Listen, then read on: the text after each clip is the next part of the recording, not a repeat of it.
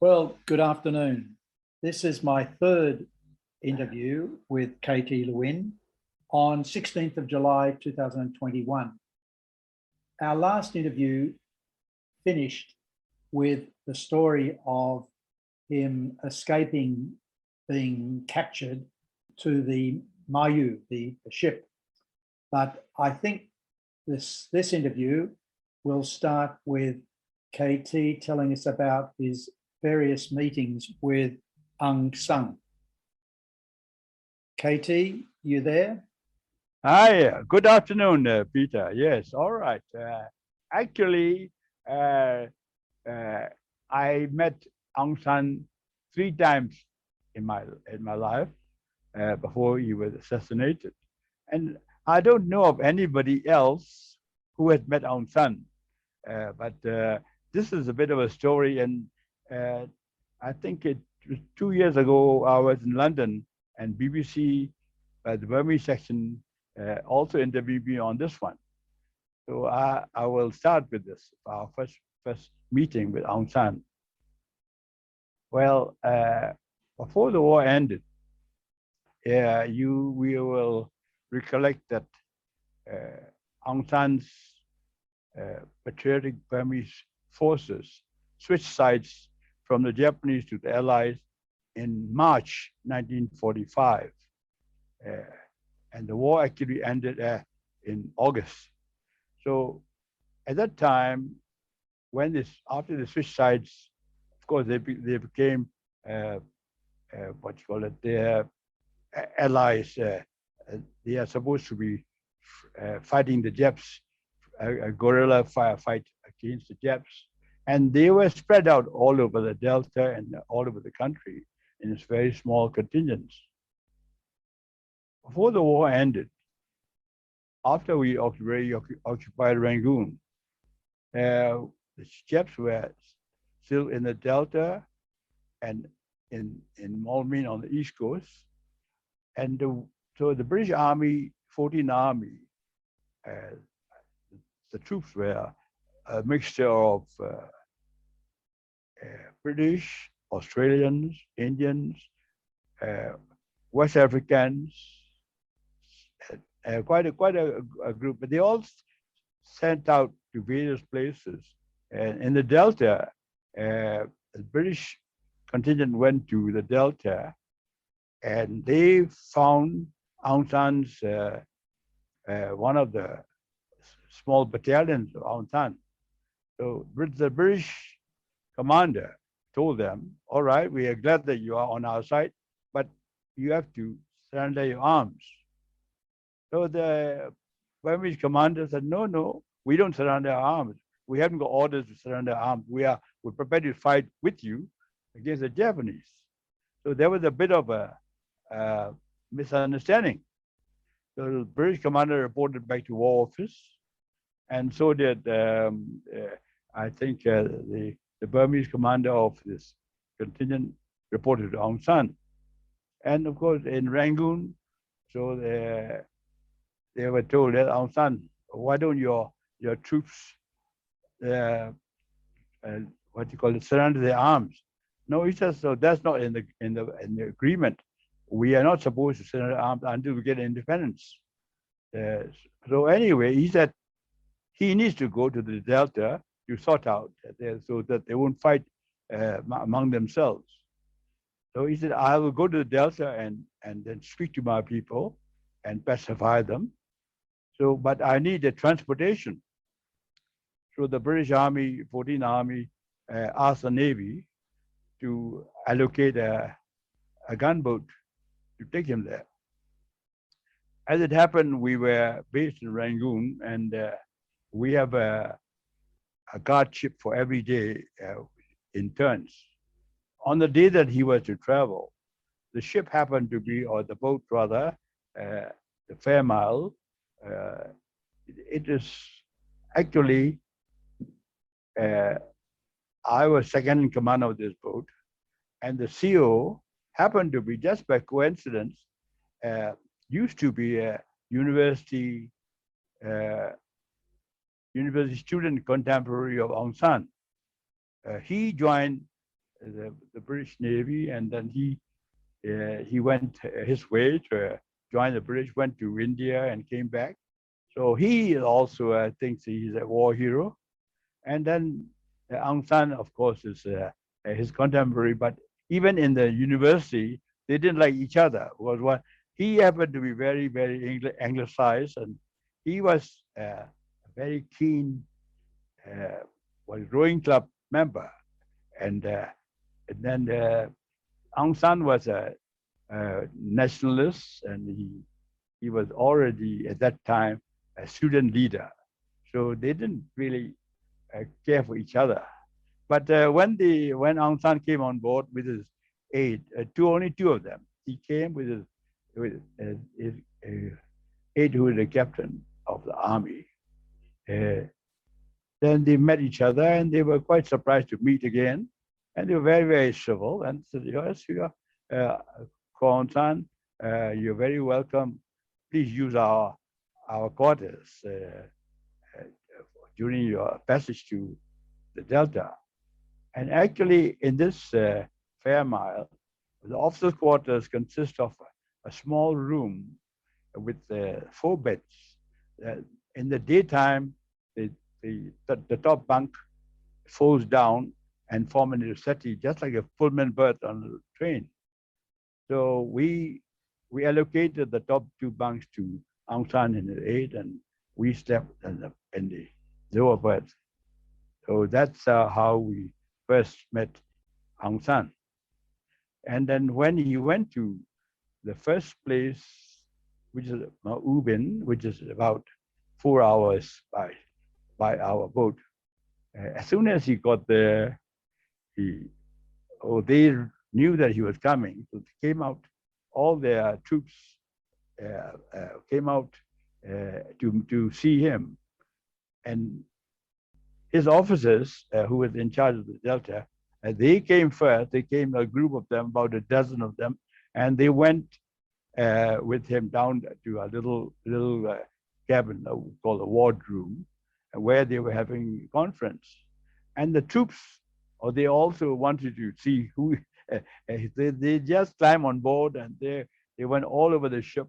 And they were actually guerrilla fighters. They had no proper uniform, they had no shoes, and they were very muddy and all, but we tolerated all that. Then when they finished, he was going to the next place called Dede. So his troops went ashore. And when they went ashore, then we sailed down to this, down the Irrawaddy to Dede. But the room was a real mess when we saw that actually my CEO is a very, very clean, particular kind of fellow, very, very orderly. And he was quite surprised to see his room being messed up. The red carpet there was full of cigarette ashes and whatnot, and so he wasn't very happy. So we were cleaning it all up. And then we went to the next port, Dede, and there again the same thing. Everybody who wanted to see him came on board, and he had another meeting down below with his people. And then after they left, again they messed up the place. So then we went to the next place. At the next place, then my CEO couldn't stand anymore, and he was standing at the back of the ship under the awning with me, and then Aung San was the only 3 of us. And he said to Aung San, Aung San, he says, would you mind when you go to the next place, you entertain your people on the deck? Right away, Aung San realized what he meant, because, and I looked at him, he was red, very angry. And I was wondering whether there might be a fight between the two. But luckily, Aung San controlled himself, and he didn't say a word. Then he went down himself, down the little steep ladder down to where we slept, and they came with a army bedroll. You see, they carry their own bedroll. Uh, so he rolled up his bedroll, would put his stuff in, and he put this on his shoulder and came up the ladder, and then came on the deck. There was a wooden couch, and so he put himself the bedroll on the couch, and he sat there, and since after that he would not go down in his room anymore. He boycotted the wardroom, our officer's mess. But anyway, but that was you see the So first time. Yeah. What was Aung San's official position at this time? Actually, at that time, he was just he would have been general commanding the patriotic Burmese forces. Right. He was not yet consular to the governor. Right. Yeah, just after Kandy. Sorry. So Or even yeah, I think sorry, before Kandy. Right. Before Kandy. Yeah. So that's did he stay on the boat after that, or is that the end of? Well, it's the 2 nights. The first 2 nights. The first night he slept on board. Second night he slept on the deck. and he had got a job to try and give him meals. But his aide was a very diplomatic guy. He managed to talk his boss into eating something from us. First he was all right. After the skirmish with our commanding officer, he just wouldn't get involved in the ship's our hospitality. But this story, it continued between the two of them. It happened. This one, I don't know. It's quite amusing also. You see, you can understand my CEO. He went with the British. He fought in Arakan. He came back, and he himself thinks by then he's commanding a fair mile. We had only 2 commanders by Burmese. The rest were all British. So he's one of the 2, one of the Senior. top. Yeah. So he was quite, I would say, proud, and that he's a war hero. And at that time, who is Aung San? He was saying, Aung San is just a guerrilla leader who just switched sides to join us because Japs are losing. That was his attitude. So he really didn't care much for Aung San, or could be a sort of a rival, So that then, as it happened, it's funny thing. Aung San, of course, became the consular to the governor, Sir Reginald Dorman Smith, of the sort of a shadow cabinet, I think, before the independence. And then the governor wanted a naval ADC. He had 3 ADCs, Army, Air Force, and Navy. He asked the Navy to send a smart naval officer for the ADC. And then they sent my captain, this guy, his name at that time, his name was Kim Pei-ji, Lieutenant Kim Pei-ji. So he became ADC to the governor. And in the government house in those days, the 3 ADCs take turns as the governor's secretary, and they control the governor's routine and their meeting appointments and so on. So one day it seemed that Aung San was in a hurry, wanted to see the governor for something very important. So he arrived at the government house, and then the first person he met at the ADC, the governor, happened to be his good friend, Kim Pei-ji. So Kim Pei-ji said, Aung San, what can I do for you? So I want to see a chief, very urgent. So my CEO looked to the appointment book and said, can you come back tomorrow, 11 o'clock? Chase him back. You see? So that was the second time that they encountered, So there was no real love lost between the two. You know? So Aung San had, are you saying he had quite a temper? Well, he controlled it, but he knew at that time that he is not the time to. I don't think he ever showed temper that he's angry. He showed in his face, Right. but he never used any bad words or any. Unlike other army officers like Lwin, all there, Lwin would abuse and slap people. So that is So when's the second time you met Aung San? right. Second time was, let me think. He went to the UK to discuss about our independence, and he met Churchill, right? Yeah. No, sorry, Attlee, and they had some agreement when they would get independence and so on. They came back, and when he came back, whatever he had done, he had decided to leave the Commonwealth. It was known.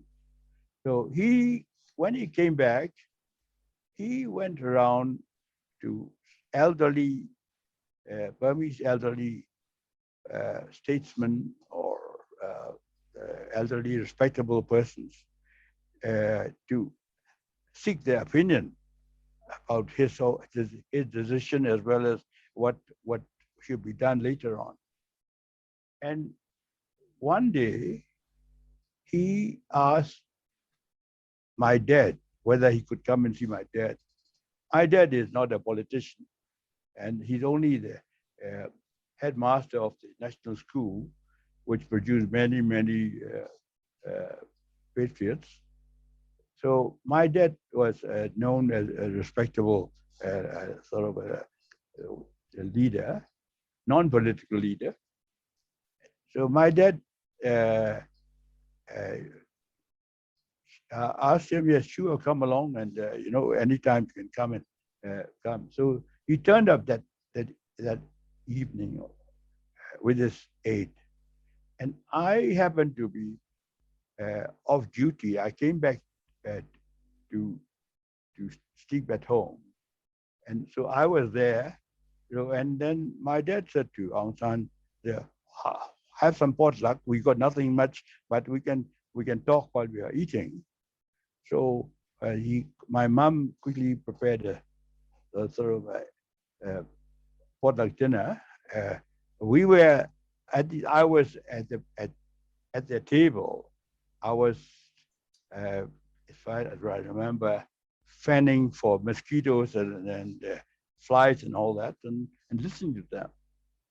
That time, my dad, Aung San told my dad that he had come back and he has got agreement to get independence, but he had also decided to leave the Commonwealth. And I heard my dad saying this. He says, Aung San says, I wonder whether it's a bit hasty.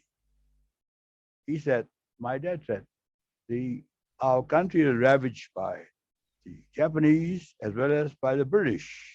The Japanese bombed us and destroyed all the important places when they came in. And the British also destroyed some more when they left and when they came back. So the Japanese they are supposed to give us war compensation. They would have to do that. But the British said, if you stayed in the Commonwealth, you could have them help you build up the country, and then later on you could leave if you want. So this is what my dad said. So Aung San thought about it. He said, yes, Siaji, he said, what you say is quite right, he said, as far as from your point of view. But he said, I have a problem. He said, if I had elected to stay in the Commonwealth, I would come back And the communists who are already trying to get me out, they would say, "Oh, he sold out the country to the British, and any election I would not get my votes." So that was his reason for uh, coming out of the Commonwealth. So this is what I heard when you're talking to each other. That's the second time. And that would have been when? 1947? Again, I think 46. 46, It would okay. be 46, yeah. Because we got the Mayu in 46 as well, after he came back. Yep. Yeah. And then that's the third time was on the Mayu. That was not a surprise because, not for me, but we knew he's coming to receive the Mayu. Well, the Mayu was HMS Fowl, a river-class frigate, which was built for anti-aircraft warfare. Actually, they got more anti-submarine, not anti-aircraft, anti-submarine warfare. And they got more equipment for detecting submarines, but they don't have so many guns. But anyway, that was the vessel that the British Navy decided to give us. And that frigate was brought by the Royal Navy crew from Trincomalee to Rangoon, and we sent our skeleton crew and the future captain with them. And when they arrived in Rangoon, then we took over. At that time, I was assigned to the ship as instructor for the midshipmen. So I was already on board after they arrived. And on the day of the takeover, there were both the British commanding officer and their crew and the officers, as well as our new crew. And the ceremony was to be held in the front of the ship, because the bow of the ship, there'll be a guard of honor by the British sailors, and then another guard of honor by the Burmese sailors. We had to fetch them in a launch from the jetty to the ship. He came with his cabinet ministers and a few others.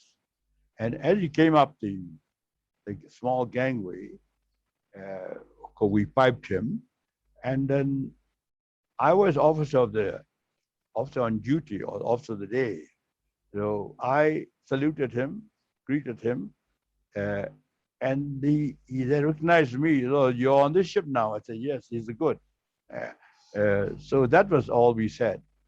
And then he was greeted by the two commanding officers, and they went down our officer mess to have a cup of tea before the ceremony. So there was a gap about 10, 15 minutes before the ceremony.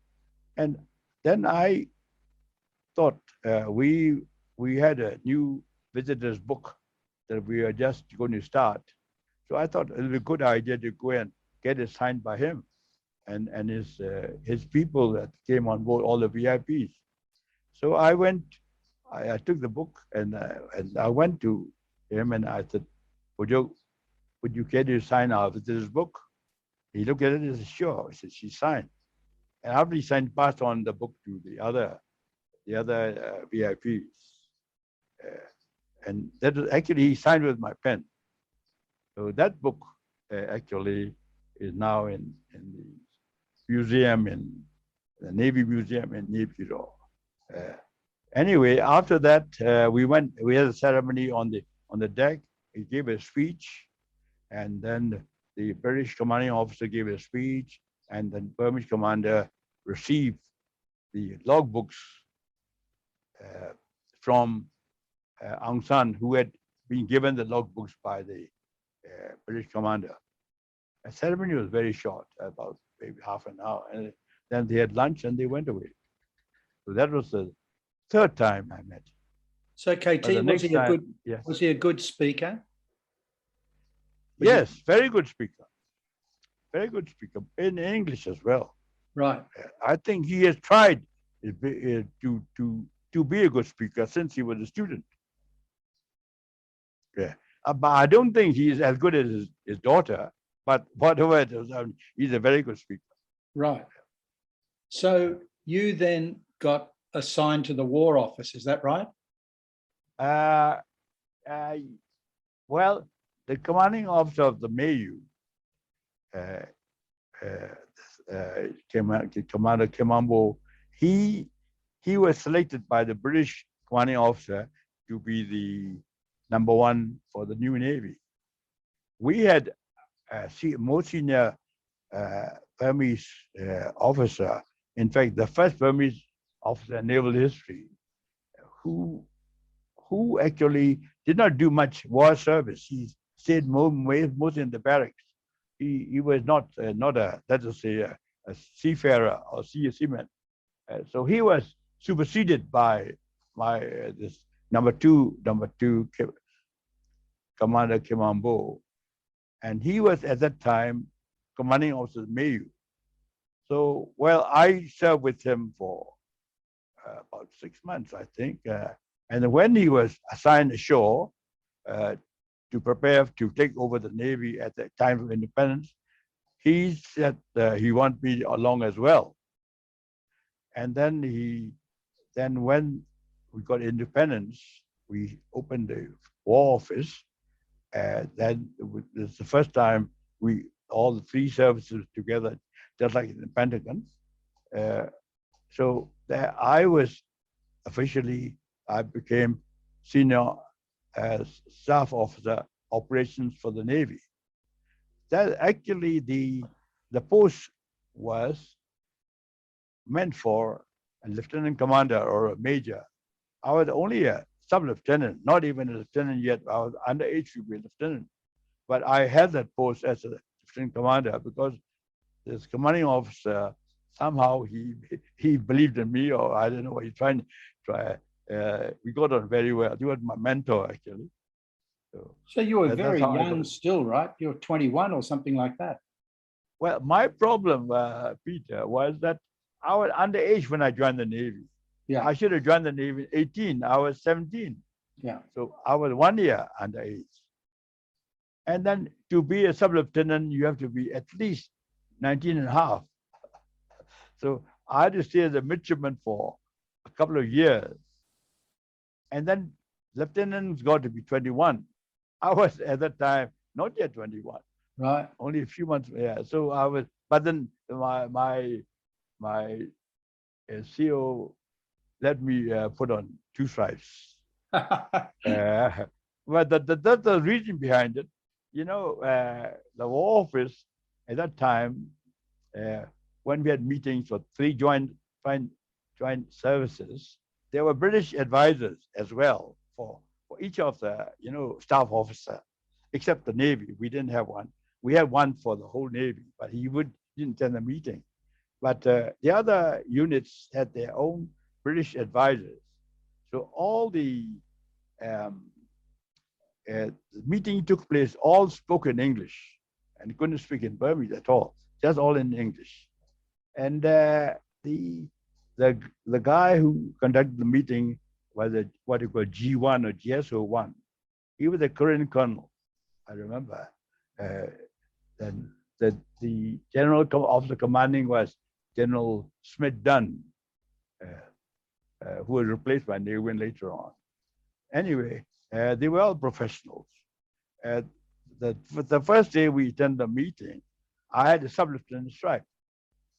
I went in there, and then when this G1, this Korean colonel, saw me, he looked at me, and then he didn't talk to me. He just phoned up to my boss, Commander Kimambo, and he said,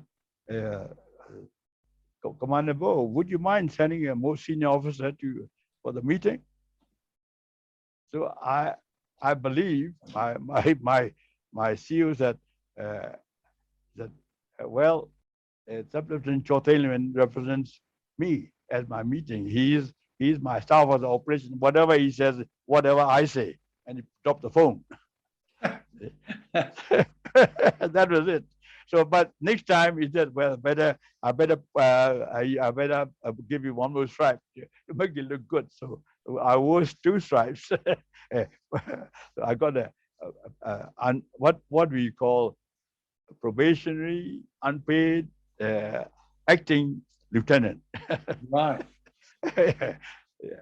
So that's how I started the War Office. And then what happened to you? You went to the Oh, UK. yes. Yeah. Well, I don't want to go over this story about the gun that saved Rangoon. I think we covered that already. Yes, we did in the first Yeah. interview. So after that, we were sending young fellows to England, to Dartmouth, to the cadet training in Dartmouth. Dartmouth is like Annapolis. Yeah. It's like Sanders. Yeah. Yeah. So we sent 6 new young fellows already.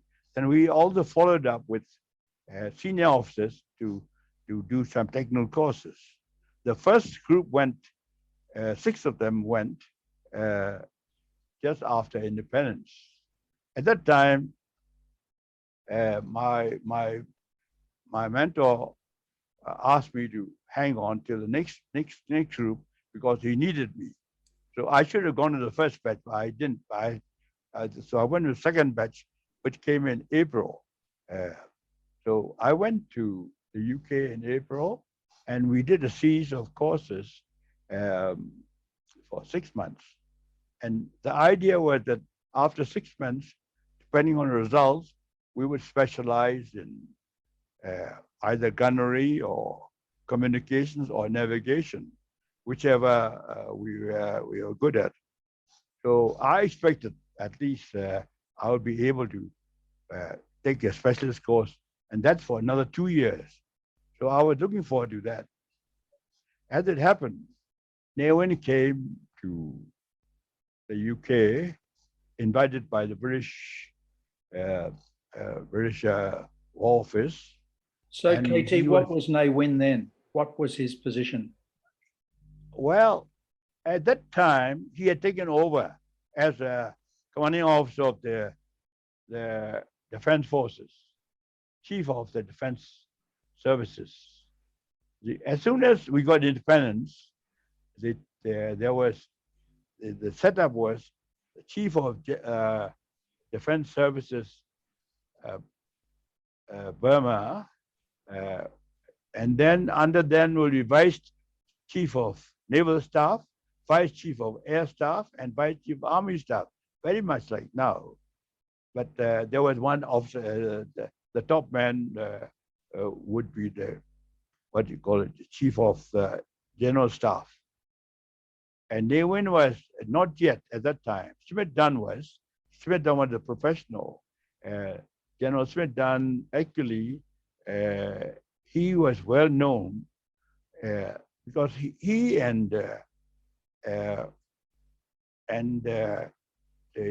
actually was a cadet in the Army, Indian Army Indian Army College, which is patterned after Sanders. So Indian Army Indian Military Academy, when they first opened, he was a very outstanding rifleman, a foot soldier. So the British thought he's very promising. So they sent him to this Indian Military College. And, he won the King's Sword, the best cadet of that year. So he had a very good record. So that's why the British chose him to lead the new Burmese Defense Services. But this was after independence, right? After it was. He was already selected to head the defense services at the time of independence. But he wasn't Burmese. Was he Burmese? Karen. He's Karen. Oh, okay. Karen. Like Anglo-Karen, probably. No. He is pure Karen. Pure. You see, British, before the war and during World War II, the British trained the Karens, the Chins and the Kachins to join the army as soldiers, even during World War One, I think. But not they did not encourage the Burmese. Some Burmese joined, but they were not encouraged. For some reason, they trusted the Koreans and the Chins and the Kachins. So they were given every chance to serve in the British Army. And Smith Dunn was an outstanding soldier and became a very good professional. And rightly, he was. It was a good selection that he was made the top of the armed forces. But unfortunately, he was forced to resign when his 2 battalions went underground. One was the one that we stopped, we ambushed. The other one was another column coming from Tangu. That was the 1st Koreans. 2nd Korean Rifles were the one that we met, and there's the 1st Korean. These 2 battalions were loyal to the government, and they had all the big arms and modern equipment as compared to the Burmese battalion. But the Burmese battalion were not trusted because they were going underground, becoming communists and all that. Naturally, he equipped these 2 battalions with whatever they had. So, but unfortunately, they switched sides, and so he had to go on voluntary leave. But he proved that he was loyal to the government to the end. He never joined the Korean movement. He died actually way up in, I think, in Chin Hills after he retired.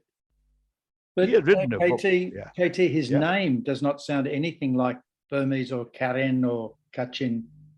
Well, you see, D-U-N, Dun is son name. Dun, D-U-N. Yeah. That is a Burmese name, a Korean name. Oh, D-U-N. D-U-N, Dun. Okay. Dun. So we say like Dun. Dun, Yeah, okay. the Mao say Dun, but it is spelled Dun. Yeah. But the Koreans had their Christian names because the Christians. Yes. They're Smith Dunn and this and that. So he's Smith Dunn. Just like Kyaw Thein was different. There were others, Koreans have the first name Christian, like I can't recall right now. But in the Navy we had Raymond Tumyan and people like that.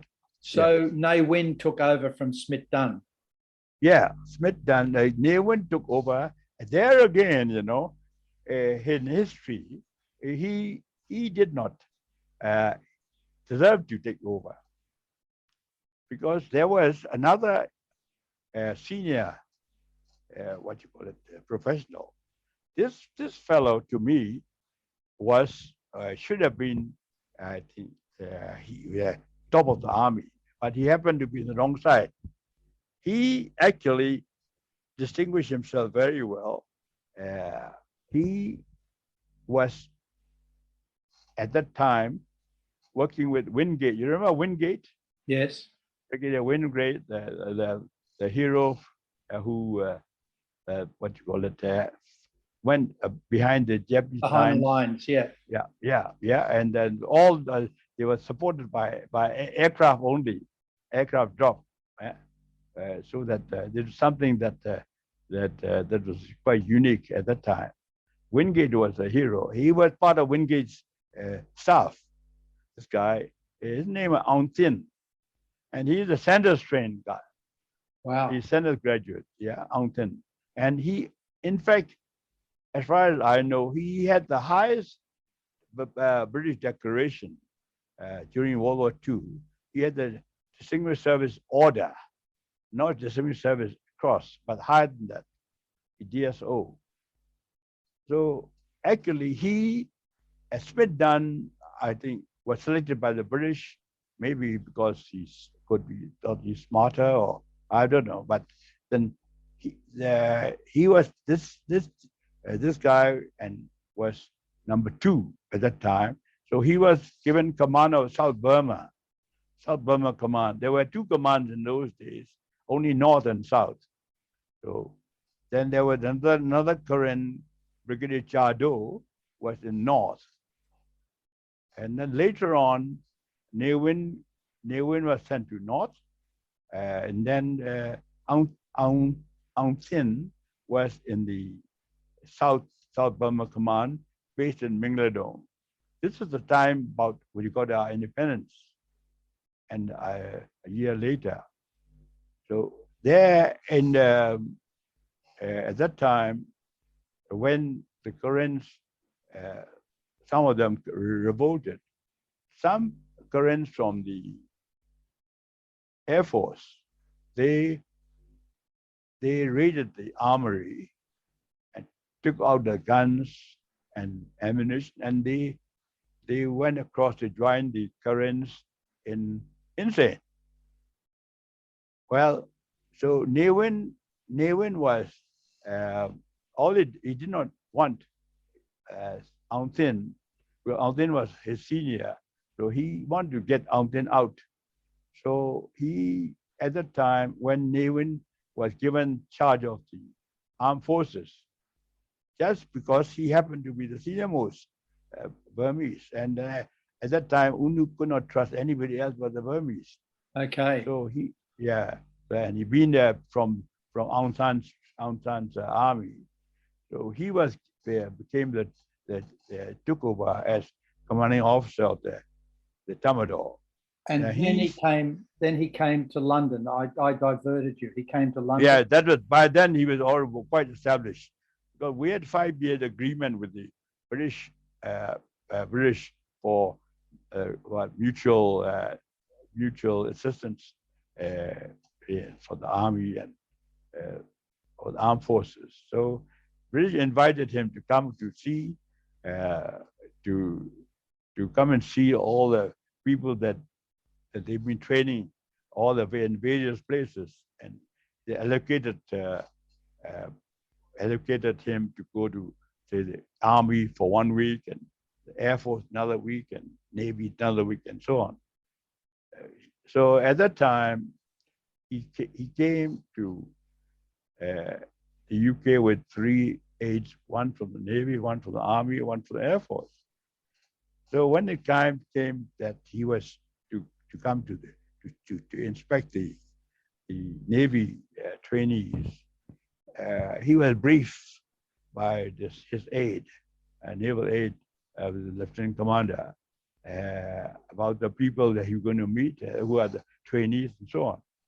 So he went through the names, and then he gave me brief, and he asked for each one, who they are and so on. So when my turn came, he saw my name, who is this? So this lieutenant commander did not like me at all, not personally, but he thinks that I am too damn smart, and I'm getting here. So because I could be challenging their position later on. So I don't think, he was jealous of my let us say, my qualifications. So he said to Ne Win, this lieutenant, he's a current sympathizer. So immediately Ne Win said, oh, why is he current sympathizer? So this chap, he had prepared this to try and knock me out. Yeah. So he had produced a letter that I had written to a Korean officer who was in the rest camp, a loyal Korean officer. And that letter was actually censored by the naval intelligence. And they kept the letter, and they gave it to him to show it to Ne Win. And nothing wrong with this letter I wrote. And Ne Win probably didn't even read it. That's because I'm current sympathizer. So send him back. So that way I was asked to return to Burma. And I was quite surprised. I did very well in my courses, expecting to do a specialist course in navigation. But then right away I was recalled. And I didn't know why I was recalled until I came to back to Rangoon. Then I went and reported to number two of the Navy, and then number two man is also he likes me. We got on very well. So he said he called me Chatek, a young fellow. Said, hey, why you write some stupid letters that got into trouble? I said, what letters? He says, you wrote to your friend Spencer Zahn, and that didn't you? So I said, yes, that's nothing, there was nothing bad about it. I just wrote the actual facts. I said, I'm not happy that we're fighting each other, things like that. So anyway, that caused me trouble. And I was sent back. Then I thought to myself, well, that's finished with me with the Navy. I'll never be number one in the Navy again as long as Lwin is there. So I had to plan to get out and do something else. So that's how I got out of the Navy. Not right away, but it took about 2 years to plan this. And then at that time, I had yes. Actually, it's very difficult to leave the Navy when you've got a regular commission. Correct. There were only 22 of us were given a regular commission when you got independence. The rest were all emergency commissions and so on. So I was one of the 22, and when I asked for my resignation at that time, my mentor had already got fed up and he left already. He left the Navy himself. He resigned. So the number two man took over. So this number two guy, he thought that if he allowed me to resign, then Lwin may not like it. So he said, no, you can't resign. You just stay put. So there's nothing I could do about it. But at that time, defense minister actually is not like now. Defense minister controlled all the three services. So he has the final say. But at that time, the defense minister was Wuleya, and of course I didn't know him, and nothing I could do that I can go over by the Navy chief. But luckily for me, at that time, Wuleya went to India on a mission. And when he went to India on a mission, they had to appoint a temporary defense minister. So Home Minister Kyaw Thein Lwin, you may have heard of Kyaw Thein Lwin. He's part of the UNU government, Home Minister. He was socialist. So Kyaw Thein Lwin was acting as defense minister as well. And luckily for me, I had met Kyaw Thein Lwin in Arakan, and I had a private dinner with him, and he asked about me and all that. Then he said that whenever you need something, you can always come over. It may be just a courtesy, but that's what he said. So I went to his house, and I asked if I could leave the Navy. So he said, no, why should you leave the Navy? You're doing very well. No, I said, no, not because of that, but I said, we are here, we're going to start a merchant marine, and I'm one of the few who have been trained in the merchant marine. I want to switch to merchant marine so that we can still have develop the merchant marine with our own people. So he was quite, then he said, all right, in that case, I will tell the naval chief to let you go. So that's how I got out of the Navy. That 1959. That was 1952. 52. 52. Yeah. So I was actually Burmese Navy 4 years, British Navy 5 years, altogether 9 years. Yeah. So 52. But it was actually at that time when I wanted to leave the Navy, they started these examinations in Rangoon for the merchant marine, but they have to start first with the home trade certificates of competency. Because we had no people, none of our people were ready for foreign going master mariner service. So he had a examiner, British examiner from the UK on loan to our Marine Department. And then he examined me. I set for the Home Trade Master examination with my Navy service. Then he quite liked my written paperwork. And then when he interviewed me, and I couldn't do much with the practical side, I'd never been on a merchant ship except doing my training. So he said, "Oh, you're not so good at this." I said, "No." Then he said, "Then why are you coming for the examination?" So I said, I'm thinking of leaving the Navy and joining the merchant service again. So in that case, he said, "I'll let you pass." So he passed me. He was very, very fair. Yeah. So that's how I got out. I had the certificate of master foreign going, master home trade. So I could command a home trade vessel. So the ship that they bought, the first ship was a home trade ship for coastal passenger. And it was a ship was as old as I am. Yeah? It was a coastal vessel for Fred Olsen, Norwegian line. They were trading between Antwerp and Rotterdam.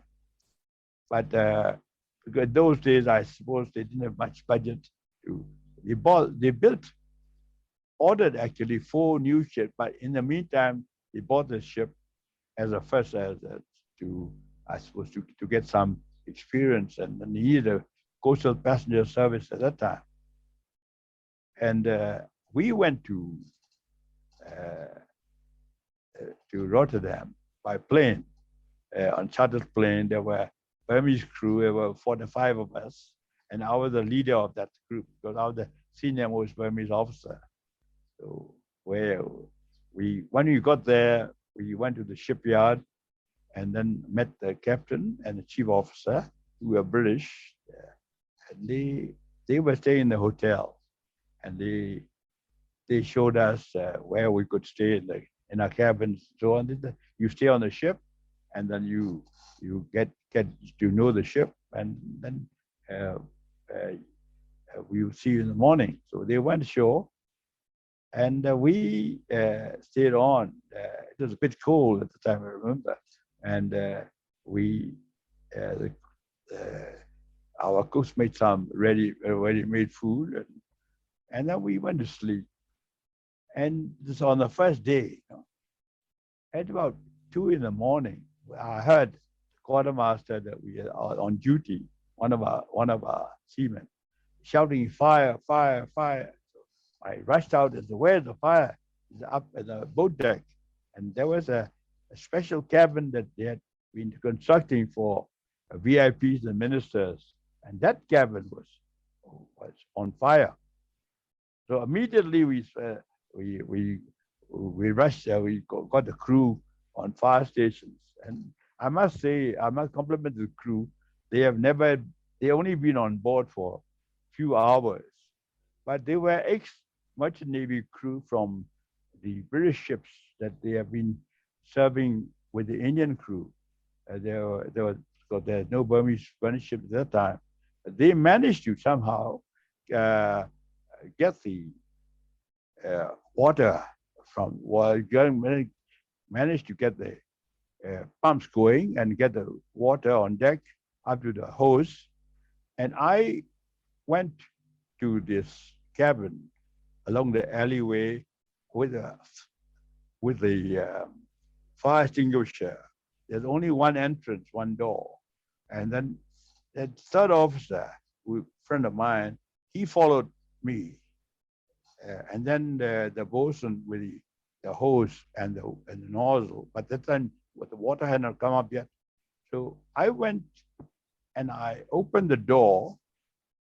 And when you open the door, the flames rush out right away, And then quickly I closed the door, but the flames got me, I was lucky that the third officer grabbed hold of my collar from the neck, pulled me back. So I was scotch in front there. Just I think if he was a bit slow, I would have been burnt. Mm. Yeah. But anyway, we distinguished the fire. Yeah. We distinguished the fire. And then after that, we were very tired and we were just going to sleep. Then the fire brigade arrived. Ah, Okay? Fire brigade arrived, and then the fire chief came with his fire chief hat and all that. He said, "Oh, where's the fire?" Blah, blah, blah. I said, "Well, don't worry about fire. Uh, you know, I said it's all we distinguish we extinguished it, and it's all gone." So he wanted to know how it started and all that. He was asking too many questions. So third mate is actually he's a very he's a bit of a tough nut, and he couldn't what do you call it wait any longer. He said, "You bastard, get out of our ship." He said, he was too late. He chased him off. So well, we thought that's that. Next morning, the captain and chief officer came, and then the captain called us and said, "Oh," he says, "you all did very well to extinguish the fire, but I believe you all abused the fire chief." So we said, "Sir," I said, we didn't know he came too late." "Yeah, but you know who he is?" "No, we don't know." He's the shipyard manager." So the shipyard manager complained to the captain, and we chased him off the ship. So that you better go and apologize. So we went very, very humbly went and apologized to the shipyard manager. And then what? That was Did you sail that boat back? yeah. Well, this the period actually you can write a book, or it's a long story, but I wouldn't go into all that now. The ship was KT. Should we? I'm happy to keep talking, but should we? Yes. Stop now and do one final one where you deal with the ship and your post-military career? Okay. What fine. What do you think? That'd be good. That'd be good. Good night. Yeah. Good night. Send me some oxygen. Huh? All right. I will. Thank you. Good night. Good night.